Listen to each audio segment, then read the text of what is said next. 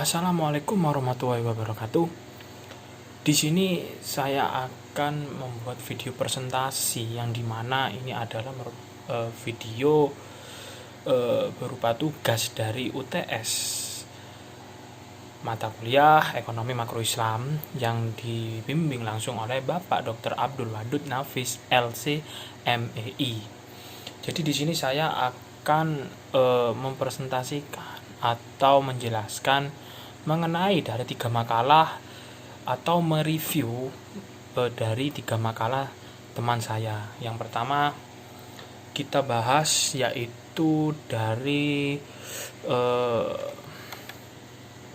Muhammad Ramadan Huda, yang dimana di sini saya mengambil makalah Muhammad Ramadan Huda yang berjudul Prinsip-prinsip Ekonomi Islam.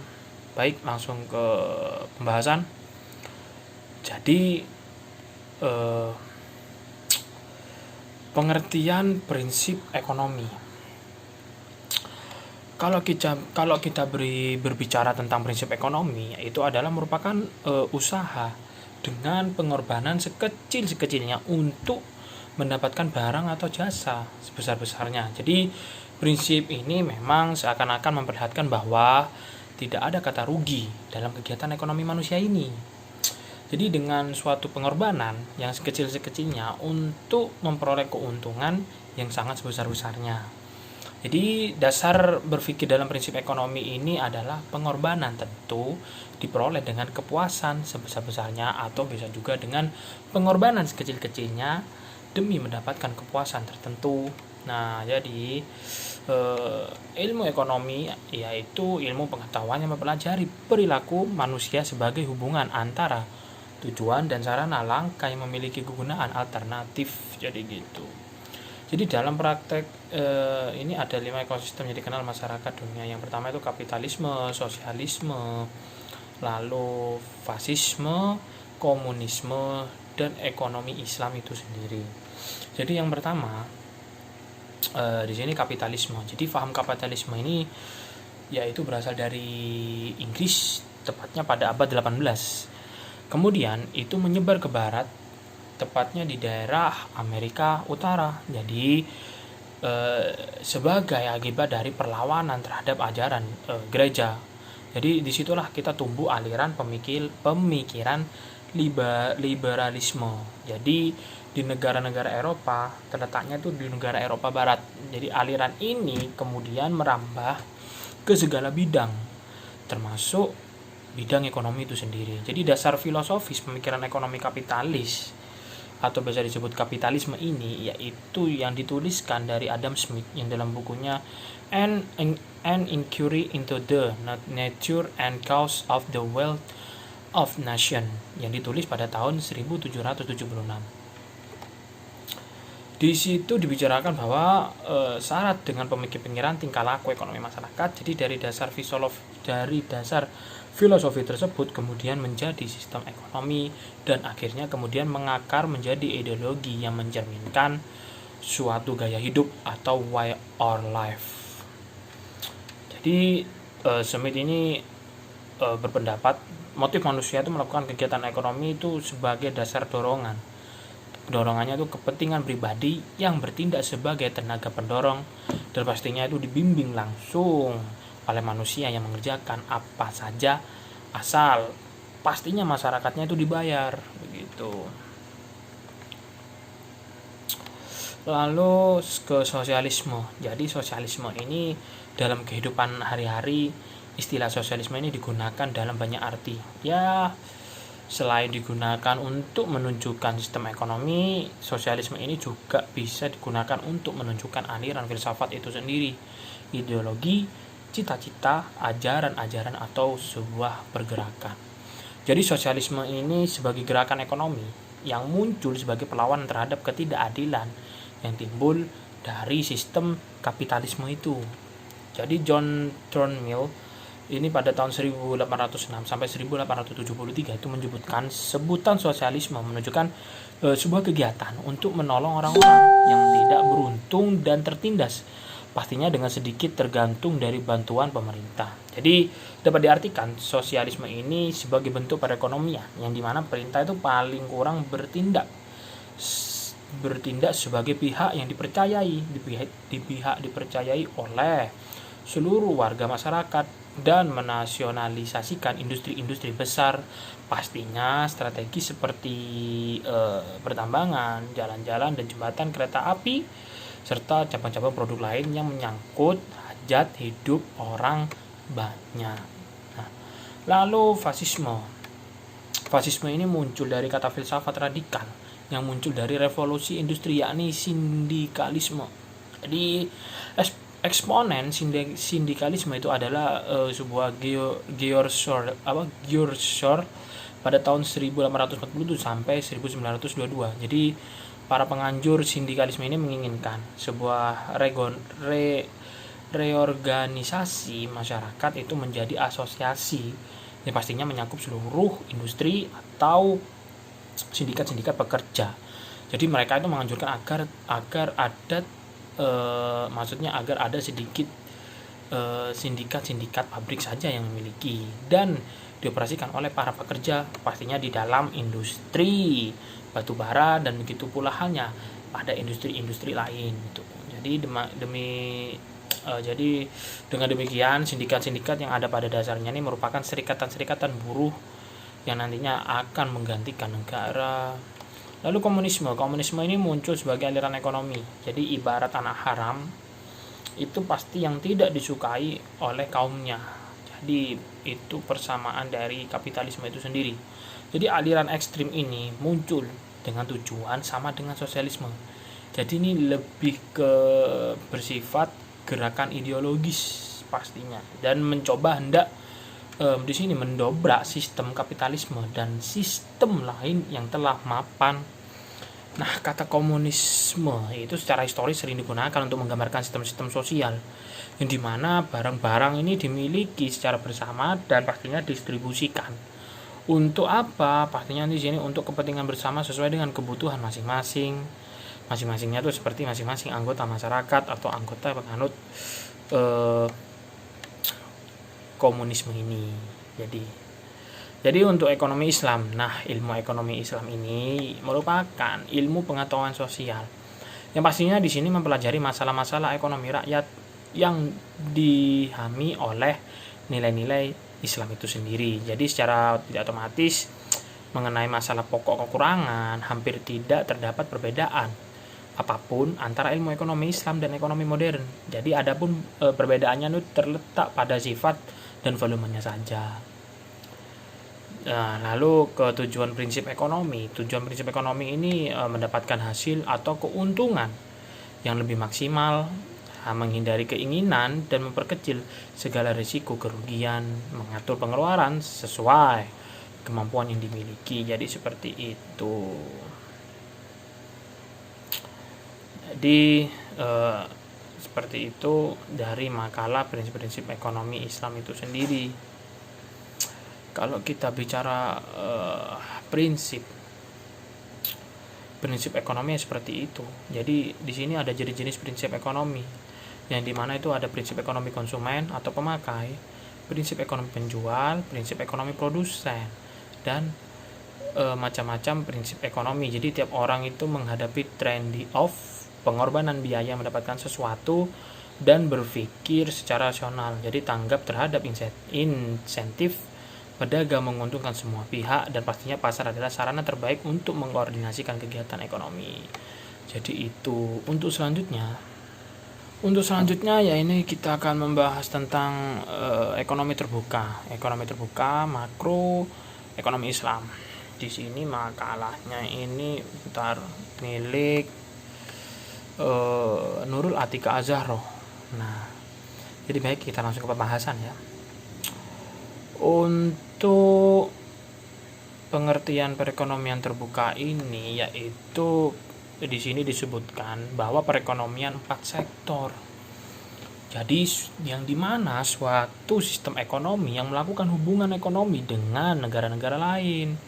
Jadi dengan melakukan kegiatan ekspor dan impor itu yang dimana dikemas dengan perekonomian terbuka. Jadi sektor-sektor ekonominya ini terdiri dari 4 golongan, yaitu rumah tangga, perusahaan, pemerintah, dan luar negeri. Nah, untuk sektor rumah tangga atau konsumen RTK, jadi merupakan sebuah tempat dari pemilik berbagai faktor produksi yang dibutuhkan oleh rumah tangga produsen, atau bisa disebut juga perusahaan. Jadi sektor rumah tangga konsumsi ini mencakup dari semua beberapa pelaku, yang yaitu individu atau kelompok individu, atau biasa disebut juga sekelompok orang yang memenuhi hidup dengan menggunakan barang dan jasa. Jadi dalam hal ini peran rumah konsumen itu adalah mengkonsumsi nilai guna dari suatu barang, produksi, atau sebuah jasa yang disediakan oleh produsen. Selain itu, peran RTK ini menyediakan faktor produksi yang dibutuhkan oleh rumah tangga produsen RTP. Jadi seperti itu. Lalu yang selanjutnya rumah tangga produsen atau RTP. Nah, rumah tangga produsen ini merupakan pelaku dari kegiatan perekonomian dari sektor badan usaha atau perusahaan yang didirikan oleh perorangan atau sekelompok. Nah, sekelompok orang yang di sini pasti menghasilkan sebuah produk atau jasa itu dalam upaya demi memenuhi kebutuhan masyarakat. Nah, jadi dalam perekonomian rumah tangga produsen atau RTP ini memiliki dua peran penting, di antaranya sebagai produsen dan sebagai konsumen, yang dimana sebagai produsen ini penting dari rumah tangga produsen itu sebagai dalam arti itu RTP ini berperan untuk menciptakan barang dan jasa yang nantinya itu pasti akan dikonsumsi oleh masyarakat guna untuk memenuhi kebutuhan hidupnya. Lalu sebagai konsumen, jadi proses berperan mengkonsumsi faktor-faktor produksi yang pastinya telah disediakan oleh rumah tangga konsumen. Jadi faktor-faktor produksi ini tersebut akan dimanfaatkan oleh rumah tangga produsen sebagai berlangsung produksi dari perusahaan. Lalu yang selanjutnya kita ke rumah tangga negara atau RTNT atau rumah tangga pemerintah. Rumah tangga negara ini, pemerintah itu merupakan pelaku ekonomi yang dimana di sini dapat menghasilkan barang dan jasa. Dan jasanya itu pastinya untuk memenuhi kebutuhan masyarakat negara itu sendiri. Jadi dalam hal ini pemerintah itu memiliki beberapa peran pastinya dalam pelaku kegiatan ekonomi. Yang pertama ini pemerintah memiliki perannya sebagai regulator atau pengatur. Yang kedua pastinya sebagai konsumen, sebagai produsen, dan sebagai agen pembangunan guna untuk membangun perekonomian di suatu negara. Nah, lalu di sini ada yang namanya masyarakat internasional atau luar negeri. Jadi masyarakat luar negeri ini merupakan salah satu pelaku kegiatan ekonomi yang dimana ini disebabkan oleh perbedaan mengenai SDA dan SDM di tiap-tiap negara tersebut. Jadi oleh karena itu masyarakat luar negeri itu pastinya akan saling membutuhkan produknya itu dalam negeri, maupun masyarakat dalam negeri membutuhkan produk dari luar negeri. Jadi berkesinambungan. Sehingga dari sini melahirkan kata ekspor impor pada suatu negara, yang dimana peran masyarakat internasional ini sebagai pelaku ekonomi itu sendiri. Jadi itu untuk pembahasan dari ekonomi terbuka makro ekonomi Islam. Baik, yang selanjutnya kita akan membahas makalah yang terakhir. Di sini yang berjudul materinya yaitu pengantar ekonomi makro Islam. Dan makalah ini yang dibuat oleh Atfal Faris Habibullah. Jadi langsung ke pembahasan. Pengantar ekonomi Islam. Kalau kita berbicara pengantar ekonomi Islam, pastinya membahas perspektif ekonomi Islam. Jadi ada satu titik awal yang benar-benar harus diperhatikan dari ekonomi Islam, yang sesungguhnya ekonomi Islam ini bermuara kepada kaidah Islam jelas, yang bersumber dari Al-Quran jelas, dan As-Sunnah, ijma, dan juga qiyas jelas itu. Nah, sedangkan menurut pengertian ekonomi Islam dari para ahli itu kalau disebutkan banyak, jadi saya mengambil dari para ahli ini yang bernama M. Akram Khan. Jadi Islamic economic aim the study of the human falah, well-being, S. Huford by organizing the research of the earned on the basic comparison and participation. Jadi secara lepas itu dapat diartikan bahwa ilmu ekonomi Islam ini bertujuan untuk melakukan kajian. Nah, kajiannya itu tentang apa? Pasti tentang kebahagiaan hidup manusia yang dicapai dengan mengorganisasikan sumber daya alam atas bekerja sama dan pastinya berpartisipasi. Jadi itu kalau menurut para ahli dari pengertian ekonomi Islam. Nah, kalau kita berbicara dari definisi, ini dikemukakan para ahli dari atas dari para ahli yang di atas yang saya sebutkannya satu, itu dapat ditarik kesimpulannya. Jadi bahwa ekonomi Islam ini merupakan ilmu yang mempelajari ekonomi, tapi adalah secara Islam. Dan ini pastinya bersumber dari Al-Quran, As-Sunnah, Al-Ijma, dan Al-Qiyas. Begitu. Sedangkan menurut ekonomi itu sendiri yang dipaparkan atau menurut Suharti dan M. Fatozin, ya ini berpendapat bahwa ilmu ekonomi ini secara garis besar terbagi menjadi 3 bagian. Nah, yang dimana ini ilmu ekonomi deskriptif, ilmu ekonomi terapan, dan teori ekonomi. Nah, jadi untuk ilmu ekonomi deskriptif ini adalah sebuah ilmu yang mengkaji atau memaparkan. Jadi memaparkannya itu apa? Memaparkan secara khusus atau secara apa adanya tentang keadaan ekonomi di suatu daerah atau negara pada masa tertentu atau masa lalu.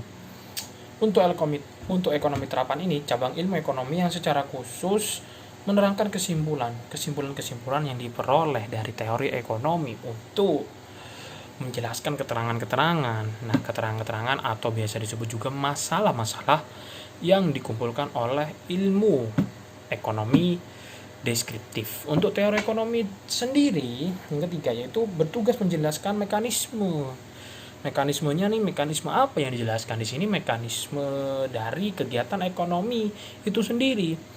Jadi teori ekonomi ini terbagi menjadi 2, yang dimana itu ada ekonomi makro dan ekonomi mikro. Jadi seperti itu. Yang dimana ini ekonomi makro ini sebuah ilmu yang secara khusus pastinya jelas sama-sama membahas ekonomi ya. Jadi secara keseluruhan ilmu ekonomi yang satu khusus mempelajari ekonomi secara keseluruhan dan berskala besar, jelas itu. Atau disebut juga ekonomi yang menjelaskan perubahan apa sih? Perubahan ekonomi yang mempengaruhi, pastinya mempengaruhi itu banyak masyarakat, perusahaan, dan pasar gitu. Biasanya ekonomi makro ini sering digunakan untuk menganalisa dan merancang target-target kebijakan seperti itu, yang berhubungannya itu mengatur kebijakan dan merancang dengan melihat pertumbuhan ekonomi, inflasi, deflasi, dan tenaga kerja, dan keseimbangan neraca pembayaran yang berkesinambungan. Nah, sedangkan ekonomi mikro itu kan makro tuh. Jadi ilmu ekonomi yang secara khusus, kalau ekonomi mikro ini ilmu yang secara khusus mempelajari dan membahas tentang perilaku konsumen dan perusahaan. Kalau itu membahas tentang ekonomi secara keseluruhan. Kalau mikro ini lebih ke membahas tentang perilaku konsumen dan perusahaan, serta menentukan harga pasar dan kuantitas faktor input barang atau jasa yang diperjualbelikan, seperti itu. Kalau kita membahas dari 2 perbedaan ini, dari mikro itu menurut konsumsi itu konsumsinya itu pastinya konsumsi individu. Kalau makro itu ikut konsumsi negara. Sedangkan dari produksi kita lihat ini, kalau mikro ini jumlah produksinya itu merupakan dari suatu perusahaan. Ya, kalau makro ya kita tinggal lihat jumlah produksinya pasti dengan cara nasional. Kalau harga nih mikro, harga setiap barang dan jasa. Jadi harganya itu memang dari per barang dan pastinya dengan jasa. Kalau yang makro ini dengan harga ini harga barang atau jasa dari secara keseluruhan semuanya tuh. Untuk ketenaga kerjaan, kebutuhan tenaga kerja ini dari perusahaan. Nah, kalau dari makro ini kebutuhan tenaga kerja secara keseluruhan. Jadi itu untuk konsep untuk makalah yang saya jelaskan yang berjudul pengantar ekonomi makro Islam. Jadi terima kasih, cukup sekian yang saya jelaskan dari 3 makalah itu. Dan pastinya saya membuat video ini untuk memenuhi tugas, sekali lagi untuk memenuhi tugas UTS dari pengantar mata kuliah Ekonomi Makro Islam yang dari dosen pembimbing Dr. Abdul Wadud Nafis LC MEI. Jadi seperti itu. Jadi terima kasih, sekian dari video saya. Jika saya memiliki atau dalam perkataan saya melakukan kesalahan, saya mohon maaf. Mungkin ada perkataan yang salah, yang tidak enak atau yang tidak pas, saya mohon maaf sebesar-besarnya. Jadi cukup sekian. Wassalamualaikum warahmatullahi wabarakatuh. Bye.